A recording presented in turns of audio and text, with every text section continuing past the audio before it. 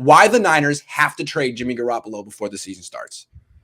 I didn't get here until you wrote the article because I forgot my rule of 13, the cap. I forgot it's like a January through April thing, and now we're into the next part of the year, and I forgot. But he's very expensive.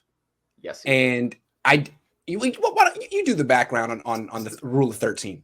So I'll just go over this for people. There's only been one or two times in NFL history when any team has won the Super Bowl and they've had one player making 12% or more of their salary cap. Yeah. And the only time that was actually done was with Tom Brady. And that was right. twice, in 2020 and 2018. I think Steve Young did it in 1994. I think he was at 13. So Brady and Steve Young have done it. It's the anomaly. It's the anomaly. But the point is that even within that, you have to be the greatest of the greatest to even accomplish that. So the point is that you need help on your team in order to succeed. And with Jimmy Garoppolo right now, he's at 13.5% of the 49ers salary cap for 2021. Right.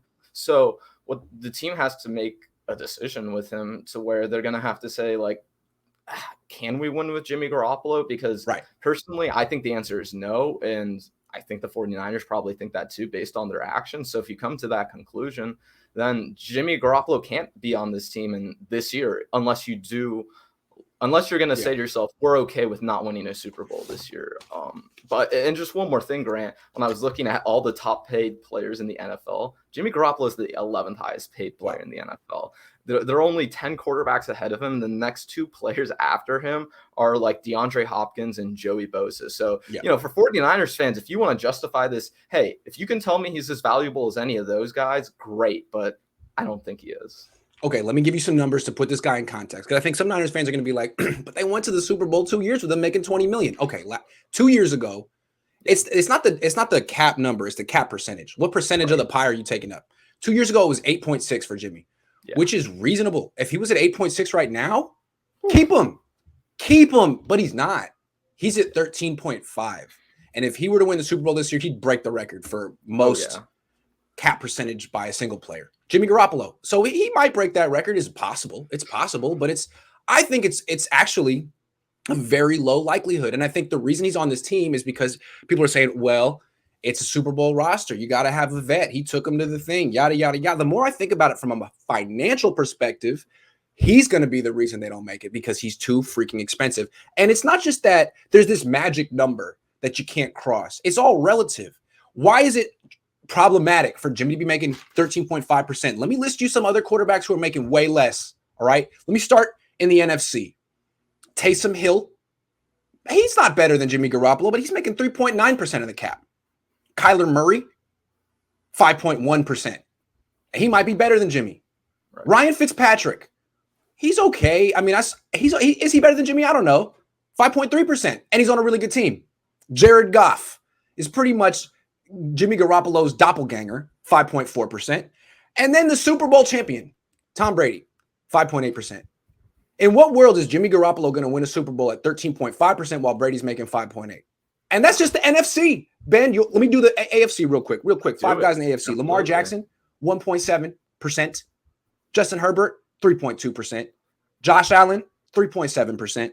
Patrick Mahomes, 4%. Still hasn't kicked in yet. And Baker Mayfield, 5%. So, yeah, man, Jimmy could do it, but the odds are way lower than you realize because of the financial reasons. Well, and if we're talking about it in this sense, Grant, do we really think Jimmy Garoppolo is going to help the 49ers beat the odds? I mean, I certainly don't believe in him in that aspect. And even if we're getting the best and the best of Jimmy, as we saw in 2019, he can only take this team so far.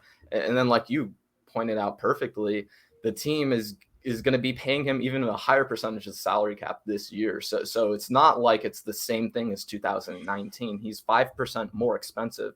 That's more tthan what Patrick Mahomes is on the Chiefs salary cap from 2020. So you're absolutely right with this. Yeah. And Trey says, why does his salary matter at this stage? We aren't getting anyone to help this team with him gone. We have many years with Trey in the future. No rush. Okay. Here's what I would do. I would let Trey Lance win the competition. So there's no controversy. Let him win it. I think he will. And then you trade Jimmy Garoppolo before the season starts to Houston. Trade him to Houston for whatever. Take a 6th round pick. Just make sure Houston takes the whole contract and nothing but the contract. And yes. So you send him to Houston, you get whatever in return. It doesn't matter. You're just dumping the contract. And then you can go out and get someone like Stephon Gilmore. Absolutely. There are people available. Absolutely. You can get 2 or 3 starters for the price of one Jimmy Garoppolo. And now your team is way better.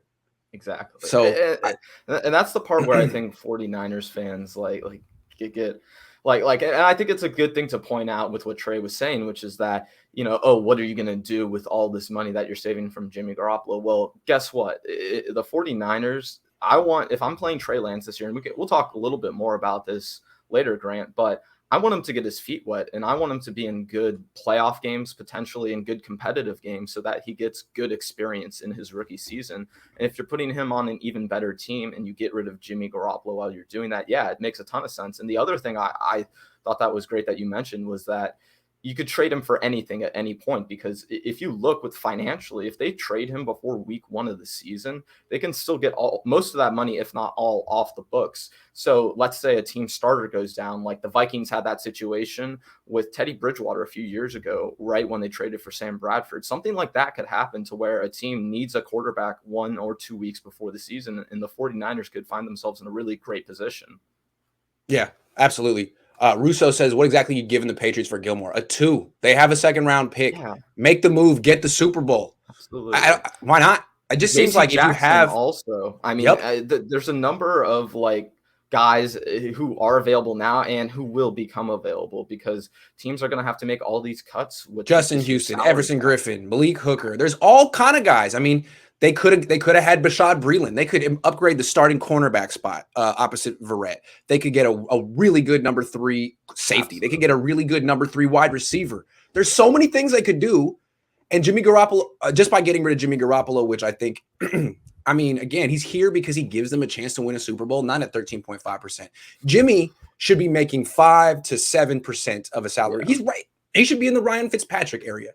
He's not. Yeah. And Derek Carr, I think, is a great example of someone who's paid about $18 million per year, right? That's 9-8% of the salary cap. That's something that would be livable for the 49ers, like you said, the 2019. But with that percentage being so high, I mean, there are literally only 10 quarterbacks who are paid more than Jimmy Garoppolo this upcoming year. That's insane. It doesn't make any sense. Yeah. And again, the whole thing that Jimmy Garoppolo gives the Niners a chance to win a Super Bowl this year is probably a fallacy. You got to look at the financials of it. Thinking. I mean, he's too expensive. It would be went down. He's too expensive. It would be financially improbable at best, right? And even when I think about that, I think there's probably like a 5% maybe chance that it all goes right and they even make the Super Bowl. Everyone has to say then. I don't believe that that's how things would happen. I don't think this team is as deep as it was 2 years ago. It doesn't have the bench it had 2 years ago. Why? Because of Jimmy. Because he's making more money, and they've Kittle's making more money than he was 2 years ago. A lot of people are making more money than they were. Armstead making more money, but Jimmy's making 20, almost 27. So I don't think they have the depth that they had 2 years ago. I think if they could get rid of Jimmy, they could replenish that depth. They could actually have the roster they think they have. So think about it, guys. I know you want Trey to earn it. Fine. As long as you get rid of Jimmy Garoppolo and get a couple of – because you can always add players before the trade deadline. Just get Gilmore eventually.